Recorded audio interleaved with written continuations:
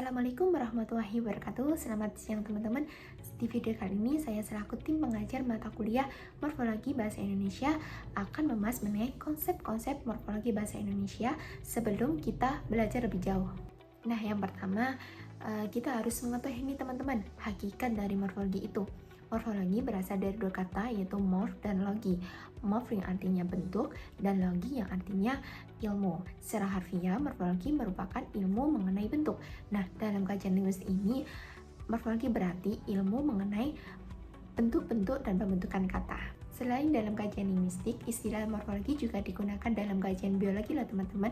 Nah, dalam bidang biologi ini, istilah morfologi memiliki arti yaitu ilmu mengenai bentuk-bentuk sel-sel tumbuhan dan jasad-jasad hidup. Selanjutnya kita beralih ke apa sih fungsi morfologi dalam kajian linguistik ini? Fungsi yang pertama yaitu pembentukan kata, yakni memahami bagaimana kata-kata dibentuk dari morfem-morfem melalui proses morfologi seperti afiksasi, reduplikasi, pemajemukan, dan lain-lainnya. Yang kedua yaitu pemberian makna. Pada fungsi morfologis kedua ini dapat membantu kita dalam memberikan makna pada kata-kata. Misalnya prefiksme yang disisipkan di kata dasar, maka kata tersebut termasuk dalam kata kerja yang terindikasi tindakan dalam suatu objek. Yang ketiga yaitu analisis struktur kata.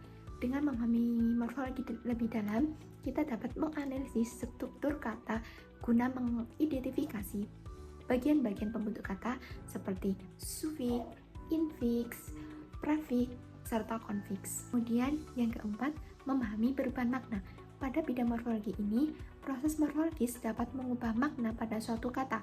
Misalnya kata sepeda menjadi bersepeda.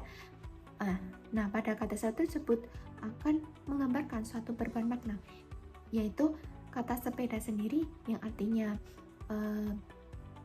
suatu benda yang memiliki dua roda dan dapat dikendarai. Nah, untuk kata bersepeda sendiri berarti seseorang sedang menggunakan suatu benda tersebut. Selanjutnya yaitu objek kajian morfologi. Objek kajian morfologi meliputi satuan-satuan morfologi dan proses-proses morfologi. Satuan-satuan morfologi ini terdiri dari morfem dan kata, dan proses-proses morfologi ini terdiri dari dasar, alat pembentuk, dan makna gramatikal.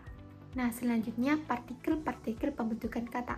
Nah, partikel-partikel pembentukan kata ini ada morf, alomorf, dan morfem.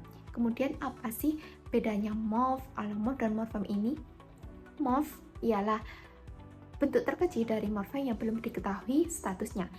Dalam hal ini, secara sederhana, morf merupakan nama untuk suatu bentuk yang belum diketahui statusnya karena belum melekat ke morfem dasar. Sedangkan alomorf ialah varian bentuk morfem terikat yang disebabkan oleh pengaruh lingkungan yang dimasukinya. Dapat dikatakan alomorf ini nama untuk suatu bentuk yang sudah diketahui statusnya. Nah, untuk pengertian morfem itu sendiri yaitu satuan gramatikal terkecil yang tidak dapat dibagi lagi atau satuan gramatikal terkecil yang dapat membedakan makna. Nah, selanjutnya bagaimana sih cara menentukan morf, alomorf, dan morfem? Kita ambil contoh di kata bertamu, bekerja, dan belajar. Nah, bentuk ber, be, dan bel yang belum didistribusikan dengan morfem dasar lain disebut morf. Nah, untuk bentuk ber, be, dan bel apabila sudah didistribusikan dengan morfem dasar lain dinamakan alomorf. Nah, sedangkan untuk morfem sendiri yaitu dibagi menjadi dua dalam kata tersebut, yaitu ada morfem terikat dan morfem bebas. Morfem terikatnya terdiri dari ber, be, dan bel. Nah, untuk morfem bebasnya terdiri dari tamu, kerja, dan ajak. Nah, untuk yang terakhir mungkin teman-teman bisa mencoba untuk menentukan morf dan alomorf pada morfem me dan penasar. Kemudian sertakan juga contoh pada kata-kata. Nah, terima kasih dari saya. Sekian, wassalamualaikum warahmatullahi wabarakatuh.